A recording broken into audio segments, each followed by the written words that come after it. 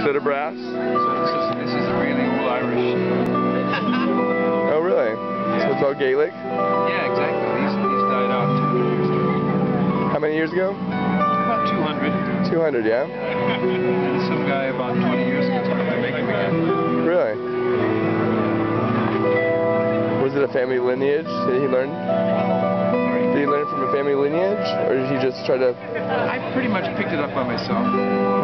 The person who was making the harps. Well, the guy who started making the harps lived right around here.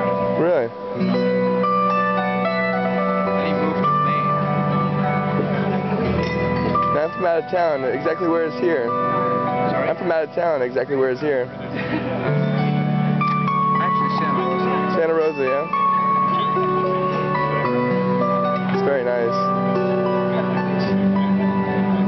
Do you have to tune it periodically? All the time. Wow.